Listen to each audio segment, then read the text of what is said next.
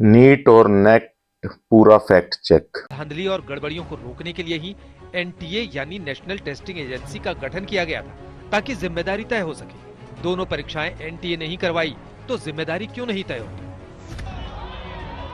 Paper set करने से लेकर छपने तक और फिर छपाई खाने से छात्रों तक पहुंचाने की जिम्मेदारी एनटीए की ही होती है। तो फिर लीक और गड़बड़ियों के लिए जिम्मेदारी तय करने में देरी क्यों हो रही है? कहीं नमस्कार मित्रों, मैं आपका दोस्त सुमित दहिया। आज हम जिस विषय पे बात करेंगे ये बहुत ही भावनात्मक मुद्दा है। मैं कुछ वर्ष पहले तक खुद इस चीज में था। हम सोचते थे कि ये पेपर आ रहा है, ये एग्जाम हो रहा है, उसका स्ट्रेस, एग्जाम में क्या परफॉर्म होगा उसका स्ट्रेस, ये सब कुछ 2014 के आसपास तक मैं खुद अपने जीवन में देखता था। तो ये बात ही बड़ी भावनात्मक स्तर पे होगी क्योंकि 24 लाख बच्चे नीट के एग्जाम में बैठे और अभी हाल ही में 18 जून को लगभग 9 लाख बच्चे नेट के एग्जाम में बैठे। तो ये बात खाली इन 33 लाख बच्चों की नहीं है या इन बच्चों के भविष्य की नहीं है कि इनका भविष्य अधर में लटका हुआ है। ये बात है उन सारे अभिभावकों की। अगर एक घर में अगर हम 4 व्यक्तियों का परिवार माने तो वो जो माता पिता हैं, भाई बहन हैं, उस पूरे घर में एक किस्म से टेंशन का माहौल रहता है। लगभग 1.5 करोड़ लोग इनडायरेक्ट वे में और लगभग 33 लाख बच्चे इसमें डायरेक्ट तरीके से इन्वॉल्व हैं। 1.5 करोड़ जिसमें अभिभावक हैं, इस घर में जो एक बच्चा होता है उसके साथ उसके भाई बहन, उसका पूरा परिवार, 33 लाख बच्चों के साथ लगभग 1.5 करोड़ लोग इन दोनों एग्जाम्स में इन्वॉल्व हैं। तो इस पे हम बात करेंगे। बहुत ही गंभीर विषय है, बहुत ही भावनात्मक विषय है।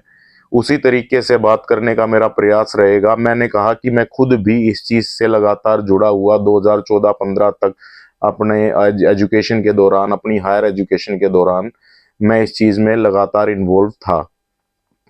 तो अगर आप ये देखें कि इस चीज की शुरुआत मैं यहां से करना चाहूंगा कि आज राहुल गांधी ने एक बयान दिया है। जितनी राहुल गांधी की समझ है, जितना उनका विचार है, उसके अकॉर्डिंग उन्होंने एक बयान दिया है। उन्होंने कहा है कि गुजरात और मध्य प्रदेश इसके एपिक सेंटर हैं। ये एक तरीके से वहां के बच्चों का अपमान है। अगर वहां के बच्चे देश में कहीं भी जाएंगे तो उनको ये कहा जाएगा या उनको इस तरीके से देखा जाएगा कि ये जो बच्चे हैं चीटिंग करके ही पास हुए होंगे। और सुप्रीम कोर्ट में, न्यायालय में, इस देश के सर्वोच्च न्यायालय में जब कोई मामला विचाराधीन है, उसके ऊपर इस किस्म का असंवेदनशील बयान देना, उस पर प्रेस कॉन्फ्रेंस करना, उस पर बात रखना अपनी, ये भी अपने आप में बड़ा ही मतलब प्रश्न चिन्ह लगाने वाली बात है। इसके अलावा, क्योंकि ये खाली ऐसा विषय नहीं है, इसमें एक पूरा अर्थतंत्र शामिल है, पूरी आर्थिकी शामिल है। जब कोई माँ बाप बच्चे को पढ़ाता है, वो भी नीट जैसे एग्जाम में, एमबीबीएस की पढ़ाई जो कि इतनी महंगी है, और बच्चे के माँ बाप सपना देखते हैं अपने बच्चे को डॉक्टर बनाने का, तो उनके सपनों का जो दाव वो खेलते हैं उसमें अपना पूरा घर बार, अपनी जमीन, अपना नफा नुकसान वो कुछ नहीं देखते। जितना भी पैसा बचत के साथ उनके पास उपलब्ध होता है, कर्जा लेना पड़ता है, अपना घर बार बेचना पड़ता है, ब्याज पे उठाना पड़ता है, जो कुछ भी संभव होता है माँ बाप अपने बच्चे को पढ़ाने के लिए वो सब करते हैं। क्योंकि मैंने जैसे कहा कि ये डॉक्टरों की पढ़ाई, ये जो एमबीबीएस की पढ़ाई, ये काफी टफ होती है। दूसरा यूजीसी का नेट का एग्जाम होता है जिसमें असिस्टेंट प्रोफेसर के रूप में कार्यरत उनको चुना जाता है। तो ये भी मतलब काफी इंपॉर्टेंट होता है क्योंकि ये एग्जाम इस चीज से संबंधित होता है कि आप आने वाले इस देश के भविष्य को पढ़ाएंगे। तो इस पे हम बात करेंगे। तो जैसा कि मैंने आपको कहा कि युवाओं का अपमान उन्होंने एक तरीके से किया, इन 2 प्रदेशों के युवाओं का नाम लेके, एपिक सेंटर जैसी बात कह के। कांग्रेस की सरकार में राजस्थान में अशोक गहलोत पेपर लीक और रेप कैपिटल के नाम से जाना जाता था। लगभग 1.5 दर्जन बार अशोक गहलोत की सरकार में, राजस्थान कांग्रेस की सरकार में पेपर लीक हुआ और हालात ये बन गए थे कि वहां के जो उस समय के कांग्रेस के अध्यक्ष थे सचिन पायलट जी को सड़कों पे उतरना पड़ा अपनी ही सरकार के खिलाफ कि अपनी ही सरकार जो है ना उन पे कार्रवाई क्यों नहीं कर रही है, जो ये माफिया है उनको क्यों पोषित कर रही है, उनको क्यों बचा रही है कांग्रेस की राजस्थान की सरकार। पेपर लीक और रेप कैपिटल वाली वो सरकार थी। उसके अलावा जो उत्तर प्रदेश में अखिलेश यादव की उस समय सरकार थी, उस समय 48 बार, आप चकित होंगे जान के, 48 बार पेपर लीक हुआ। और राहुल गांधी जी बड़े धर्म संकट में आने वाले हैं अगर तेजस्वी यादव का जिस तरीके से नाम उसमें आ रहा है, तेजस्वी यादव के पीए का नाम प्रीतम सिंह का नाम उसमें आ रहा है, अगर तेजस्वी यादव का उसमें नाम या हाथ हुआ तो फिर राहुल गांधी जी बहुत बड़े धर्म संकट में आने वाले हैं। आने वाले समय में बहुत बड़ा धर्म संकट उनके सामने होगा, ये भी बात वो सोच लें एक तरीके से। इसके बाद मैं आपको बताऊं कि जो इन बातों पे तो विचार हम कर रहे हैं कि इसमें क्या गलत हुआ, लेकिन जो एनटीए है, नेशनल टेस्टिंग एजेंसी, जिसके नाम से ये एग्जाम किया जाता है, ये कोई ऐसी वो नहीं है कि ये मतलब स्वयं उन्होंने एग्जाम कराना शुरू कर दिया या सरकार ने उनको जिम्मा सौंपा। 2020 में इस देश के सर्वोच्च न्यायालय ने, सुप्रीम कोर्ट ने एनटीए को ये जिम्मेवारी दी थी कि वो जो है ना नीट का एग्जाम करवाएगी, तो उन्होंने कुछ ना कुछ उसमें देखा होगा एनटीए में, तभी वो जिम्मेवारी दी होगी। 1,30,00,000 छात्रों ने अलग अलग एग्जाम्स में पिछले साल ये एग्जाम दिया है, और ये ऐसा नहीं है कि ये अब पेपर लीक होने लगे हैं। मैं आपको बता दूं 2004 से 2014 यूपीए 1 और यूपीए 2 की सरकार में सीए का पेपर लीक हुआ, बीएड का पेपर लीक हुआ, जेबीटी का पेपर लीक हुआ, एआई ट्रिपल ई का पेपर लीक हुआ, एम्स का पेपर लीक हुआ और लॉ का पेपर लीक हुआ। 2009 में, वर्ष 2009 में लॉ का पेपर लीक हुआ था। उस समय मैं लॉ कर रहा था। हम आपस में हमारे क्लासमेट्स बात करते थे कि पता नहीं भाई, आने वाला जो हम पेपर देने जा रहे हैं, जिसमें हम अपनी पूरी क्षमता लगा रहे हैं, जिसमें हम अपना पूरा मतलब हमने झोंक दिया अपने आप को, वो पेपर जो है ना कभी ऐसा ना हो कि आने वाले समय में लीक हो जाए। इस पे हम हमारे क्लासमेट्स आपस में बात किया करते थे। तो ये यूपीए के टाइम भी ये सब होता था, तो उस चीज को सब अलग अलग एजेंसियां कराती थी। उसमें ना उस चीज को बंद करने के लिए, उस चीज को एक तरीके से व्यवस्थित करने के लिए ये यूजीसी या सीबीएसई या एनटीए जैसी संस्थाओं को इन्वॉल्व किया गया, उन्हें ओपन हैंड दिया गया, उन्हें आजादी दी गई और उसके तहत ये पेपर का जिम्मा सौंपा गया था। अब जो भी पेपर लीक में शामिल है, ये इस देश के शिक्षा मंत्री ने भी कहा, इस देश में जो भी वरिष्ठ प्रवक्ता हैं पार्टियों के, उन्होंने भी कहा, जो भी इस पेपर लीक में शामिल होगा, जिनका भी हाथ होगा, उनको छोड़ा या बख्शा नहीं जाएगा। लेकिन इस, जैसा कि मैंने कहा, ये फैक्ट चेक है, तो फैक्ट चेक में ये भी आता है कि हम, अगर सुप्रीम कोर्ट ने एक बहुत इंपॉर्टेंट बात कही है, उसकी तरफ बहुत कम लोगों का ध्यान है। सुप्रीम कोर्ट ने यह कहा है कि अगर 0.001% भी इस नीट के एग्जाम में कोई दिक्कत हुई है, कोई गड़बड़ी हुई है, तो इसको नजरअंदाज नहीं किया जा सकता। दूसरी बात उन्होंने बहुत इंपॉर्टेंट ये कही है कि अगर कोई डॉक्टर इस तरीके से गड़बड़ी से या पेपर लीक के माध्यम से अगर चुन के आ जाता है, तो सुप्रीम कोर्ट ने सामाजिक संदर्भ में सचेत किया है कि वो समाज के लिए ऐसा डॉक्टर कितना घातक होगा जो इस तरीके से गड़बड़ी के माध्यम से, पेपर लीक के माध्यम से, या मतलब जो है ना कि इसके अलावा यह भी एक तथ्य है कि भारतीय जनता पार्टी को जो उत्तर प्रदेश लोकसभा चुनाव में, अभी उत्तर प्रदेश में हाल ही में कम सीटें मिली, वो वहां पे पेपर लीक भी एक कारण था, जिसमें 50 लाख अभ्यर्थियों के भविष्य का संकट पैदा हो गया था।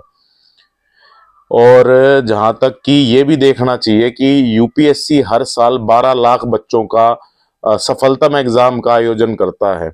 इसी तरीके से रेलवे ने 1-1 करोड़ अभ्यर्थियों का सफलतम एग्जाम का आयोजन भी करवाया है इसी देश में। तो उनसे भी बहुत कुछ सीखा जा सकता है। सरकार को उनसे भी मतलब जो है ना अपने एक्सपीरियंसेस एनटीए को शेयर करने चाहिए। कुछ ऐसी व्यवस्था भी बनाई जानी चाहिए कि जो कि फुल प्रूफ हो।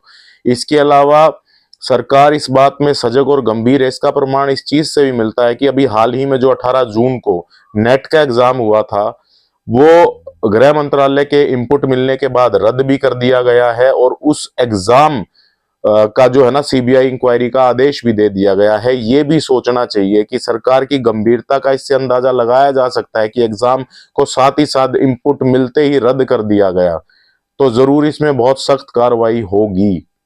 इसी तरीके से पैसे देके वो पेपर लीक करवा के वो चुन करके आया है, वो समाज के लिए कितना ज्यादा घातक होगा। सुप्रीम कोर्ट ने ये बात अपने उसमें कही है, और सुप्रीम कोर्ट आने वाली 8 जुलाई को इस पे सुनवाई करेगा। जो भी डिसीजन आएगा, भारतीय जनता पार्टी की सरकार, एनडीए की सरकार, और जो मतलब जैसा कि शिक्षा मंत्री खुद कह चुके हैं, वो इस पे बड़ी सख्त कार्रवाई करेंगे आने वाले समय में।